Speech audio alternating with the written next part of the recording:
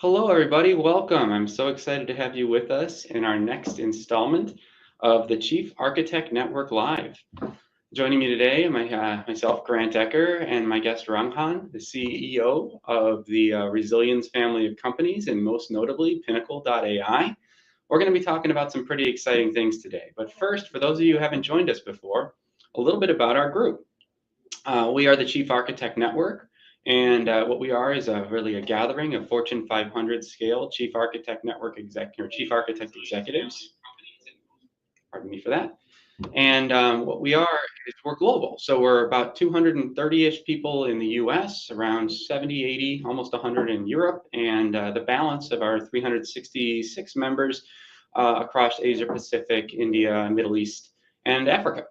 It's a growing group, and together we widen perspectives, share best practices, grow as leaders, develop our talent, and drive outcomes. For those of you potentially interested in this, you can follow us on both YouTube and LinkedIn. And if you are a chief architect, somebody who's leading an organization of architects by 10 or more is roughly the math we use, or if you are the senior most architect of a Fortune 500 scale company, apply to join us. Go to chiefarchitectnetwork.com. It's a great way to get engaged. Throughout the show today, you can ask a question at any time. Just type it in the chat. And for those of you that are in the actual network with me, about half hour into this, you can log in and actually join the show for live Q&A. So that is a little bit about who we are and what we're doing. I'd love to just take a minute and introduce you to my friend and colleague, Ranghan. Ranghan, so glad to have you with us today. Would you mind telling the group a little bit about yourself? Absolutely. Grant, first, thank you for having me. Love the opportunity to discuss this in your forum. Architecture is very close to everything that we do. Obviously, running a company means being in the details. And, with respect to Pinnacle, since we're talking about cybersecurity and AI, in the end, it's about next-gen architecture. And what we're really going to hopefully address in this conversation is about how should we future-proof systems, which means that what does the future-proofing architecture basically look like in the day where cybersecurity appears to be elusive? Companies are spending millions of dollars, yet are not able to close the last mile gap. What could be that architecture? That's really what this is about. Absolutely. Well, let's pull up our little agenda to kind of have that in mind. So from weakness into weaponry in the AI quantum age. Well, what a powerful statement, Ranghan. Maybe just unpack that a bit for us a bit. What does that mean to go from weakness into weaponry? To start with, it's about playing to win in an uncertain world. That's really what it is. And this really comes from the concept of anti-fragility. This was a term that I didn't invent, but Nicholas Taleb talked about it in his book called Anti-Fragility. In fact, anti-fragility is not even a term in the English dictionary, but it's a term that he coined to basically explain the anecdote to fragility. Resilient systems essentially resist shocks. They stay in the game. But an anti-fragile system essentially gets stronger with each hit. They thrive in chaos, using every setback as a fuel for improvement. For an anti-fragile system, stressors, shocks, volatility, all these aren't threats, they're opportunities for growth. When we talk about the next-gen architecture, what we are really talking about is how do we essentially use this as a property that sort of leverages disorder to sort of come back stronger. It is the opposite of fragility, where an entity doesn't just thrive disruption, but actively improves because of it. Oh, it's a really cool concept. And I think I can get it, right? I guess one of the things I'm curious about, though, is what if one of those hits is too big? Like, what if one of those hits is, something that actually starts to damage or cause some kind of downtime? How is that viewed in this kind of mindset? So, in short, right? I mean, there are many. We'll have to unpack it in many layers. Okay. First order of business is to say that we are going to thrive in uncertainty, which means that chaos and uncertainty has to become a natural absorber. An organization should become an absorber of that. where you're transforming a defense strategy from passive protection to active evolution. Rather than relying on fixed barriers, anti-fragile cybersecurity systems actually learn from each threat. They turn the attacks into opportunities for adaptation. In other words, it's like your immune system. Just like when you vaccinate yourself, your immune system is activated. You're talking about a similar immune system to an enterprise architecture that can become anti-fragile. It's a mindset that revolves around not avoiding risk, but about strategically using risk to enhance defenses. That is the foundation. So you're talking about a next-gen architecture principle that translates into a non-obvious high-impact strategy to protect companies. I love the immune system analogy. I mean, to me, that makes sense. How many times have I been totally knocked out? Very few, but still, you come back stronger. Your body now has had that disease and it knows how to handle it. What a great metaphor. Exactly. So you treat adversity. So the first principle here is learning from adversity. Attacks as catalysts for system evolution. So you treat adversity as a source of improvement. Rather than just bouncing back to baseline, they adapt and strengthen from every shock, becoming better than the baseline. Instead of merely recovering, in this architecture, you're basically going to analyze every threat, pattern, entry points, attacker behavior. This is about being highly data-driven, where you are refining threat detection and response algorithms. For instance, by treating each attack as a rehearsal and adapting your machine learning models, making them faster is an important thing. So the insight here is even a minor intrusion attempt are logged, they're analyzed, enabling the system to detect and anticipate similar tactics across different parts of your security layer. It could be network, it could be infrastructure, it could be application. This continuous feedback loop improves the ability to recognize, respond, and adapt proactively. So that's your first principle.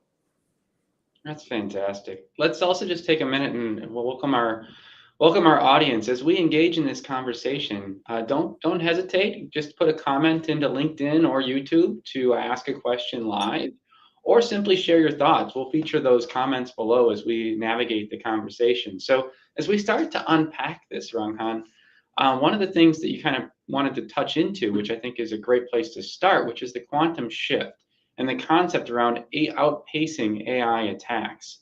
How does that quantum shift play into this space, and how can we outpace something that might be really actually a significant change in the security posture of the entire world? What are your thoughts there? So first and foremost, in the quantum shift, what you're really referring to is how quantum computing continues to change the game. Right. Where traditional cryptographic techniques may look outdated. In anti-fragility, so basically anti-fragility is the principle. Quantum is how you get it done. Mm-hmm. And this is where you sort of flip the challenge into a strength. So first and foremost, within the embedded anti-fragility concept, a quantum-resistant network structure could essentially be the foundation, where they use each encounter to refine encryption, compartmentalize data, and with each attempt, you're looking at the learning process. So in this, you can imagine an encryption protocol that gets smarter every time it's attacked, adjusting itself to real time. This forces attackers to find new angles, which ultimately makes systems much more stronger. So you're both the defender and the attacker to analyze different angles. Quantum technology here can also help us map out sophisticated threat patterns that traditional methods may not be able to.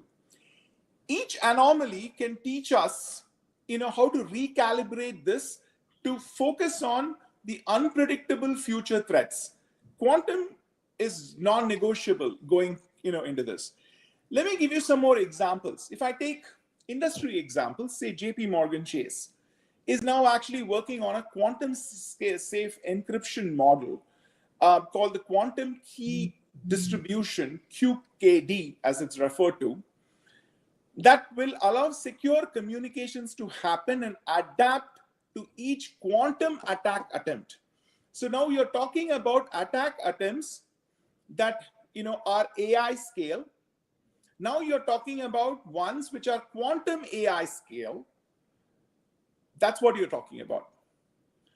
And for some of our listeners, they might be more, not as familiar with the quantum threat. And the concept here is around the current, even military grade level of encryption is something that takes years, if not decades, to start to actually decrypt through a brute force mechanism. And quantum computing changes that into days and in some cases minutes. And China just recently was able to decrypt military grade encryption as a proof of concept just in recent weeks. So this is a very real thing. So as Ranghan's talking about building sort of responses to these threat vectors and learning from it, it's a little bit of context. Ranghan, anything you might add in terms of just the context of the quantum threat? So, I can add it more in the form of examples, which may actually be easier for anyone to comprehend. So if I take quantum safe cryptography as an example, that help secure, say, electronic health records, EHRs. Now with dynamic encryption, we can sort of shift this where we are able to assess patterns, guarding it against future, sort of quantum threats. When you apply the technology directly into protecting EHR, for example, which is an important aspect because, there's a lot of compliance around healthcare. So, however, in this, when you combine anti-fragility, so when you take an anti-fragility as the foundation of the why, the how, is about how do you leverage quantum to become a defensive tactic. So today what's happening is the attackers leverage AI and quantum to whatever extent to decrypt, for example, advanced encryption algorithms. Now, the game has become how you use technology against technology. So if I take Verizon, they use quantum to analyze vast data flows in real time, sophisticating, basically looking at sophisticated attack patterns and sort of adapting their defense to meet increasing challenges that they face because of the networks that they're dealing with. So that is another example of where it is headed. Quantum resistant encryption, for example, is going to become the standard in high risk industries. Absolutely. Especially in finance and healthcare. But it won't be cheap or simple. Companies will need lots of resources, specialized skills to keep up with this. Now, quantum combined with AI is going to get even more interesting because it's going to increase the magnitude at which they're sort of going to come together. Most encryption algorithms today are going to become obsolete in the next couple of years, which means that we are not just talking about flipping the script, but actually rewriting the script. Quantum is going to show up faster than we can imagine. It is going to be very analogous to a Big Bang disruption. When you look at the technology adoption curve, you're talking about technology that starts by adoption by innovators, then by early majority or early adopters, going to early majority, late majority, and laggards. Now, quantum is still in the innovator bucket, but I won't be surprised it suddenly shifts all the way like what happened with generative AI into late majority. Yeah. That's how rapidly things are going to change, especially in cybersecurity. I completely agree. And if you go, I think Gartner might be underestimating a bit. They're calling the quantum ready phase the late 2020s into 2029 being the moment you have to be fully deployed. I think that might be too late. Once we see this technology actually in action decrypting live what is secure today, I believe the world will react exactly as you say, Ranghan. I think it's going to be an absolute shift, a quantum shift per se. Exactly. Now, I mean, while that is, I mean, still coming, one of the reasons for talking about the other principles related to anti-fragility is, at least for the audience here, you know, if you have someone listening to it, at one level, it's not very actionable because the world is shifting, and I think we all have to be aware of it. But what is more actionable in my fundamental view, while quantum plays a very, very big role in it in the near future, but even if you want to get ready for it, there are other principles that one can apply with what you have today. Let us say you have a scenario where you know that you're going to get probably quantum attacked. You can be quantum ready without quantum technologies. And the question that really comes here is, how do you turn those vulnerabilities into strategic assets? That is why I was discussing the aspect of anti-fragility, because there are many things in the technology stack today that very many companies don't actually use. So, if you, for example, if you take the example of decoy environments, cybersecurity teams can actually map attacker pathways today by understanding, how these patterns emerge. So to give you an example, it's about how you turn vulnerabilities into real assets. These decoys can actually serve as traps, capturing critical information.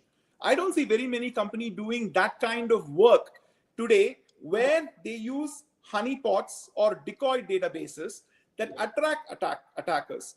You can actually use your vulnerability entry points to essentially map these attacker pathways. Something you can do today. You don't need quantum technology to do that. So that's an example. Then you can actually use what we refer to as adaptive resilience, where you can continuously adapt to specific stressors that will allow you to leverage AI to learn from patterns. Again, these technologies are available today. Very many companies don't have AI-driven anomaly detection that can monitor normal versus abnormal behavior. If a phishing attack, for example, gets past an initial filter, AI algorithms can rapidly modify for future responses. Those things are technologies that you can do today. So these are things that I don't view as innovator-led. They are usually now in early to late majority, which is about 66% of the population. It's interesting. Right as you were describing that, Bryce, a fellow colleague in the Chief Architect Network, posted this question around when quantum cryptography will coexist with AI and more conventional algorithms. And actually, a lot of what you were just saying while this was up on the screen kind of addressed what he was asking. Is there anything you'd like to add? Absolutely. They certainly address it. Here's what I'll basically say. When you basically look at this scenario, what I would refer to as a way of this coexistence to happen is, we ought to have actually what we call continuous micro simulations, exposing a system to sort of low level simulated attacks on a regular basis. This is what we do, for example. An example would be that whenever we are monitoring, we also use concentrated red teaming activities that we refer to as micro simulations.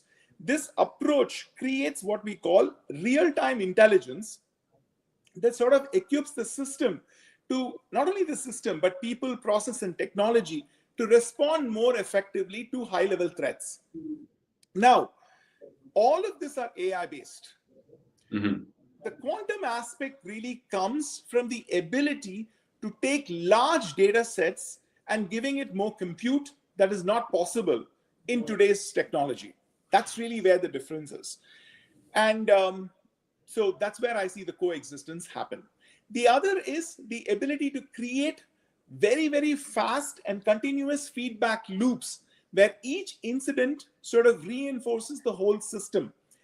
A breach does not have to just plug one hole. It strengthens similar vulnerabilities across the network. This is where quantum and AI sort of come together, where these things together use incident response or incident driven reinforcement protocols that learn from the breach to apply the lesson now abstracted across an enterprise. Nice. Let's dig into some of the other areas that we wanted to talk through. So vulnerabilities, right? Trapping vulnerabilities. How do we outsmart intruders? Like I said, the best thing that you could really do is starting with honeypots and decoy systems. Yeah. Where you can actually use even, you can actually infect, or leave systems vulnerable to an attack. Because at the end of the day, you need to create traps. When you create traps, you are essentially allowing to see which aspects of the entry point does an attacker use. So you can study that behavior, especially in systems and in enterprises or industries where the risk is the greatest. So decoys, honeypots work extremely well to study patterns. So an R&D kind of a lab environment that allows for that kind of study is extremely important, because you're now turning vulnerability into a strength. Because you cannot anticipate what this vulnerability does. To give you one example, let's say you have a real vulnerability. Let's say it is Apache Struts has a vulnerability. Now, make sure you put some mitigating controls on it because you happen to have a zero-day vulnerability. But then you can also mimic that in systems which are controlled by a DMZ, making sure that when that system gets attacked, you know what that pattern would look like and what specific vulnerability would be taken advantage by an attacker. So in each scenario, you're converting this vulnerability into a strength rather than viewing this as passive defense and moving this into active defense. That process, really helps because it allows you to strengthen it. You can also strengthen your use cases because you see what's actually happening to this. So the process of self-attack as well as letting others attack it helps immensely in turning this into sort of an active, proactive model instead of saying, oh my God, I'm going to potentially get caught in this. It's very similar to the immune system model that we refer to. It's pretty brilliant, though, because I don't think a lot of us think this way. The idea of intentionally putting something out there that an attacker might notice and using their attacks on this honeypot, on this fake set of systems of data to adapt our real systems to be secure from those threat vectors. So it's like even better than having, gone through and had chickenpox yourself to now have your body immune to chickenpox. You almost have this surrogate, dummy organism that people think is you, that you can get infected with chickenpox that you can learn from and never have to have the disease. I think that's really neat, this whole adapt, deceive, defend. Are there other things that kind of really play into this that are unique AI tactics that you're really seeing across the industry in this space? Let me take the energy industry. Let me take Siemens. They use honeypots to attract attackers, targeting their critical infrastructure. We all know how important Siemens is to the energy industry. Mm-hmm. So then they track intruders in these decoys. So Siemens learns specific attack patterns, allowing them to sort of improve their defense. Walmart similarly uses decoy networks, mimicking high-value data to lure attackers. Each intrusion triggers an alert, an adaptation, with decoys sort of evolving to become more complex with each attempt. If I take manufacturing, GE leverages anti-fragile anchors in their supply chain. They deliberately expose IoT devices to controlled threats, gathering information to harden security. So in each of these situations, instead of covering up weak spots, you design them to attract attacks in a controlled way. Every interaction with these anti-fragile anchors provides the insight for you to strengthen the system as a whole. Decoys are not just fake targets. they are dynamic traps. Decoys grow more complex and evolve with each intrusion, adapting the attacker model and behavior, making it really easy to now predict attacks instead of being in a scenario where your defenses are designed to compete with luck.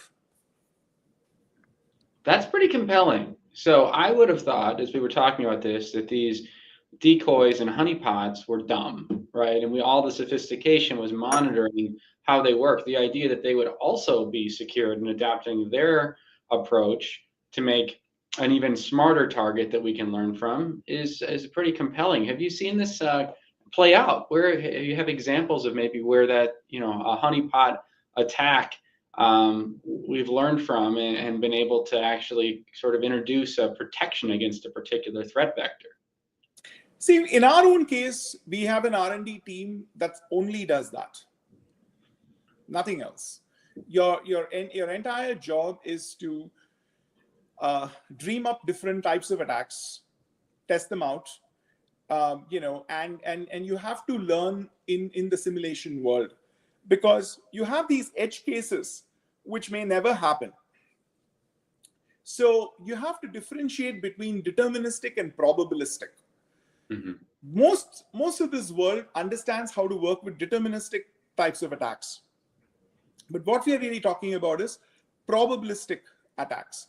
So you put a probability on it, and then you work through that probability, just like an attacker would. So you have to have that attacker's mindset in that R&D lab that allows you to constantly set up these models for the different layers of security. And I would say that network-based attacks, there is more today than it used to be. Application attacks are few and far between. So application, if you really look at the security layers, the weakest link is your application. So you should spend a lot more time doing it. Network attacks are well studied. They tend to be, fairly good ones. The human layer is extremely weak. There is more work to be done. Then if I take infrastructure, that, especially if you're dealing with IoTs, a huge target space. Industries which are highly vulnerable tend to be entertainment, healthcare, energy. Highly, highly vulnerable. And for those industries, I think, the goal in all of this would be to set up lab environments that study these patterns. And of course, you have to have algorithms that sort of study these patterns. That's really at the heart of what we do. So that's why I talked about it. I love that. Also take a moment, any Chief Architect Network members on the call with us today, feel free to join us on the live link. It's the second link in your invite, and that's a good opportunity to come on camera and ask your questions live with Ranghan and I. Would love to have you join us. One of the things I was able to do just recently was join and actually MC a cybersecurity OT event. It's actually the OT Cybersecurity Summit down in Houston. And one of the things, critical infrastructure, as you mentioned, energy is one of the big focus areas. And we're seeing that all of this IT protection is important because it isn't, we probably remember in Target's breach, the air conditioning system was the way they actually got in. Today, it's the opposite. IT is the entry point into OT systems.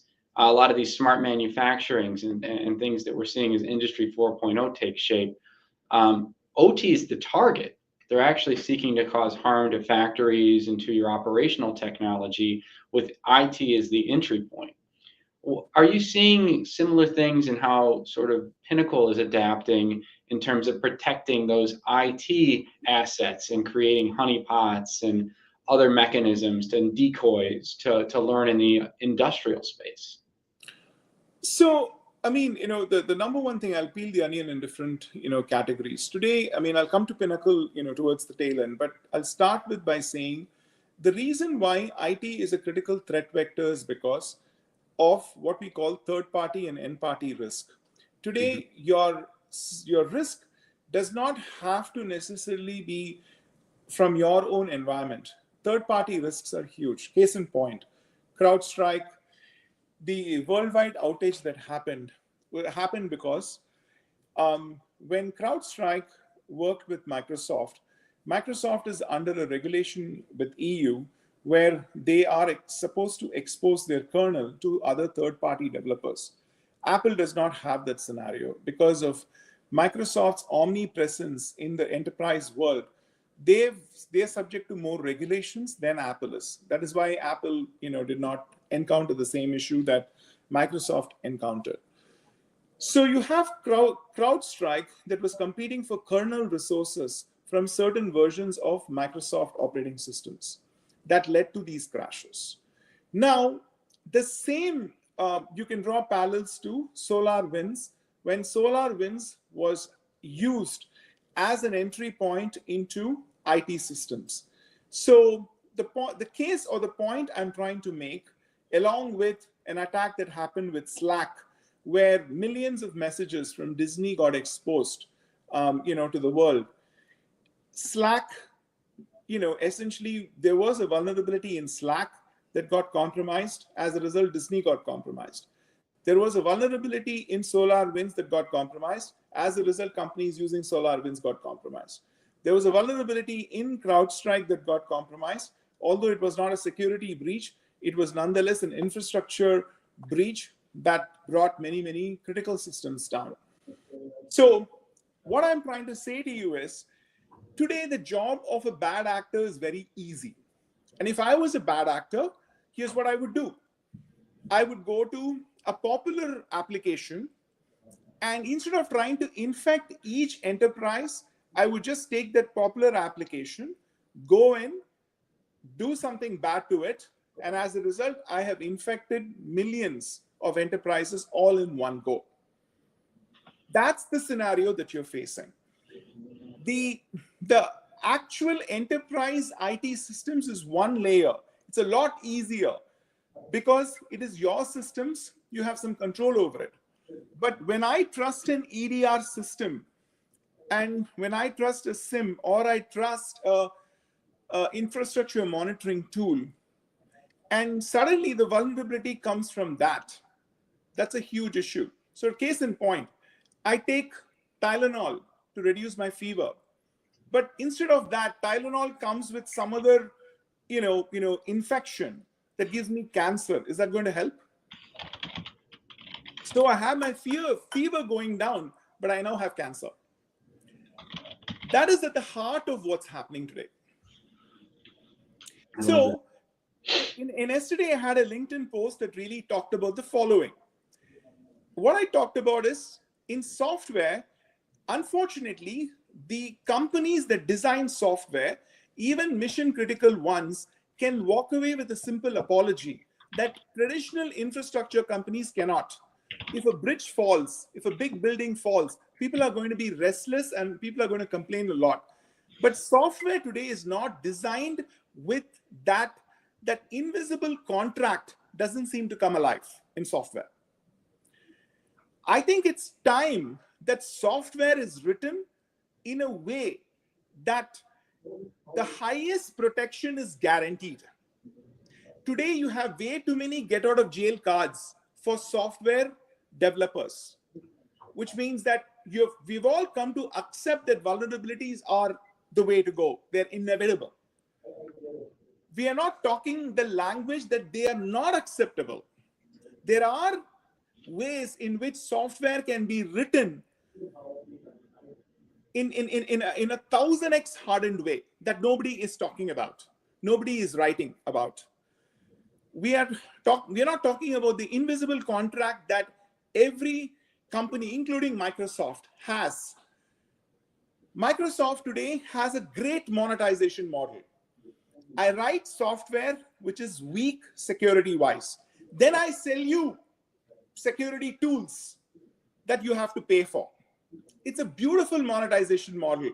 I have built-in weakness in the software, and then I let you fix the weakness with my own software that you have to pay for. it's a huge issue.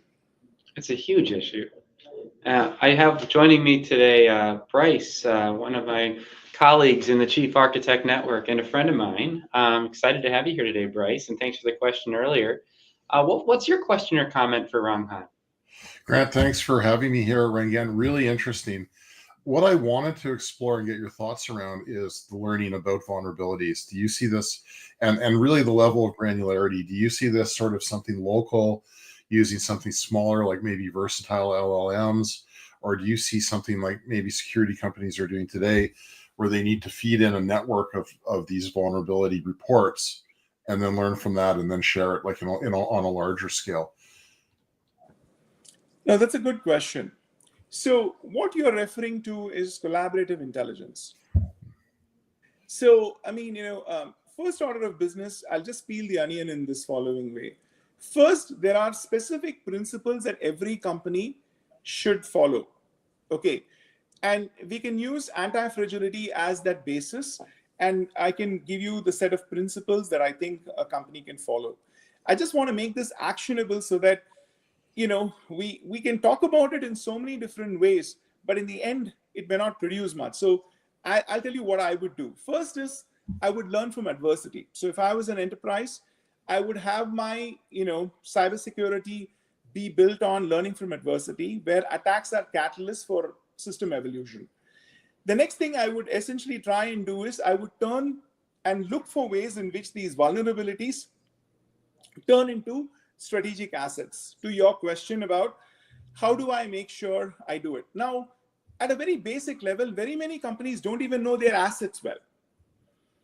It really starts with even knowing your own assets well, because most companies don't have a really good process to refresh the number of assets they have. They don't have metadata around their own assets. So it's very hard to turn vulnerabilities into strategic assets if that basic principle of not having enough assets is there.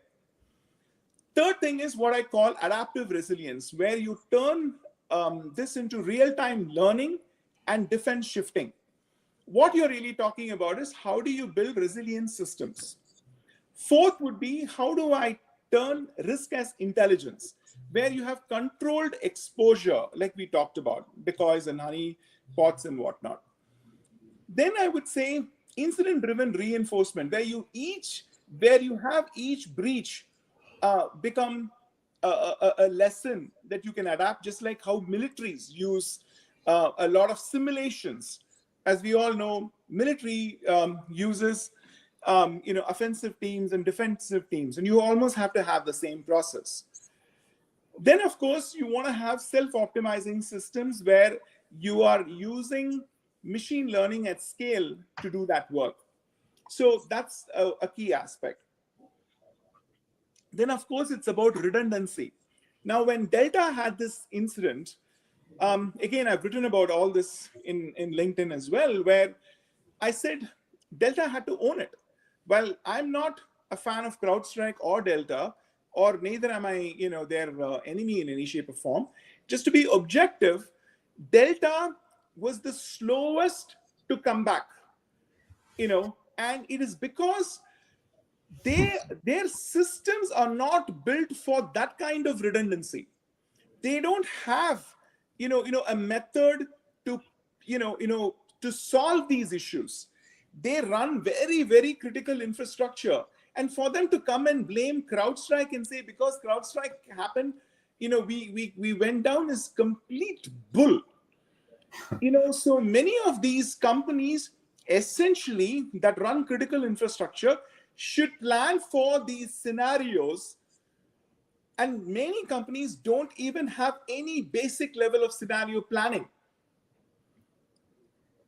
So that's where it is. So if I were to break systems down, you have fragile at the lowest end. Then you have robust, which means that I can withstand some stress. Then I have resilient, which means I can bounce back. Anti-fragility is at the top, where I not only bounce back, but I bounce back stronger. Yeah, that's really interesting. That answers the question. And where I see you going with this is almost a set of maturity steps that companies can work through. And the one thing I'm wondering about, how do you actually take this stuff and package it for so many companies that are in this legacy mode, that they're way at the bottom of the list and they're wondering, what can we do? So I guess two questions: what can the companies do? And then what can somebody like me do to learn more about this? I mean, I want to catch up on all your posts after this, but yeah. He's a great follow. So the number one thing is, see, in our case, we do this for a living, okay, and we do this for a living because we are there's a reason why we exist. From our own perspective, our goal is to ensure that we rewrite the rules that are currently there. I had this conversation even with my team as early as this morning. So I was saying, so for example, we have invented a category called ISOC, which is Intelligent SOC Operations, and we have a platform called Foresight. It's a completely new category. In cybersecurity, you have EDR, which is endpoint detection and response. You have a SIEM, which focuses on security, information, and event management. These are categories that someone at some point created. This particular category, takes the kinds of concepts I'm defining to you right now. What I'm preaching here is what ISOC Foresight has. We are working on securing a number of different patterns on it. And what we are basically doing is we are reimagining what security should look like for today and beyond. So we said, what are the kinds of attacks that are likely to happen 5, 7, 8 years out? How do I build for that now? So everything I described to you are the same principles that have gone into the foundation of Foresight. That's why they're called Foresight, because it's the ability to see ahead and build those patterns for future emerging attacks. That's really at the heart of it.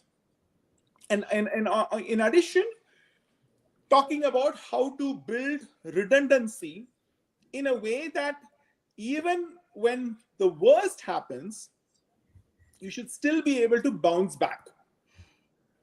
Cyber resiliency. And we work with many companies in this, and that's the model we take to them. So there's a passion to really solve the problem, as opposed to putting a sheen or a lipstick or a band-aid to it. Today, the solutions are pure band-aid, nothing else. And if I look at Microsoft, as an example, again, we use Microsoft products, and nothing against the company, they're a great company. But there's a fundamental flaw here, which is a fundamental deception to their customers, is that I am going to write weak software. Now you have to defend it by buying my own tools. Why should I trust their tools when you cannot even write good software to begin with? How can I trust their tools to defend it? Makes no sense. So if Satya Nadella was in this call, I'll say, I have no reason to trust your defender tools because you don't write good software to begin with that are secure. Why should defender be any better? I have nothing against them. I even own Microsoft stock. But let's talk about it in the form of facts, that there is a flaw in the business model that is for them and against the consumers. This is how software is written. Software, even the defenders write software that is vulnerable today. That's what we are. That's the movement I want to make sure we are against, and we are for writing secure software. Ranghan, that was incredibly powerful. And I think it's a reality that we are seeing threat vectors through our software vendors, including those that write software that's intended to defend us. We're kind of coming to a natural close. Are there any final thoughts you'd like to share with our audience as we start to take this perspective of AI in the quantum age and turning weakness into weaponry? Exactly. So, to close out, what I'll say is that anti-fragility, here is at one level, at the very basic level, it's preparing for the worst. Mm-hmm. But at another level, we want to be able to thrive in uncertainty. That's really what it is. How can enterprises be an uncertainty absorber by actively using each attack, vulnerability, and risk as a tool for improvement to transform defense into a competitive advantage? I think it's an obligation for every CISO to think about how that should happen. It also is an obligation for chief architects. Let me put this very clearly. Mm-hmm. Today, you cannot be a chief architect or call yourself a chief architect if you do not understand security well, period. If anyone here is calling themselves a chief architect and says security is my weakness, go find a new job. Because this is today, architecture without security being built in is a joke. That means you're not the next gen chief architect. I may be offending some people here, but that's the fact. Because we cannot just meet threats head on. We need to get stronger with each encounter.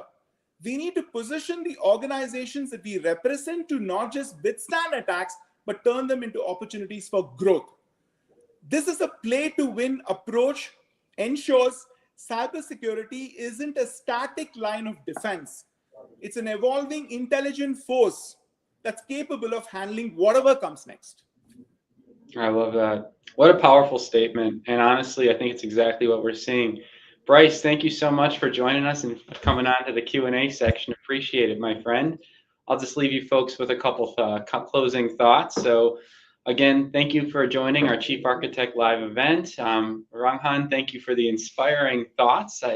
I'm seeing a lot of this when I sit with CISOs and when I sit with my peers. I believe that security mindset, security by design, building patterns and building blocks that we know are secured so we can focus on the bespoke parts of our solutions and we have less real estate to address with a security mindset with each solution we build, and we have consistent building blocks is something that's super important inside of the architecture profession in partnership with security. For those of you that are interested in our network, you can follow us here on YouTube and LinkedIn. And if you are a chief architect, please apply to join us, chiefarchitectnetwork.com. If you're interested in connecting with Ranghan after the show, here's his LinkedIn. You can also just click his little button, should be beneath the show today. And of course, if you're interested in learning more about Pinnacle, you can go to pinnacle.ai. Thank you so much for being with us today. I hope you all have a great rest of your day. Appreciate it. Thanks, Grant. Thanks, team. Thanks, everyone.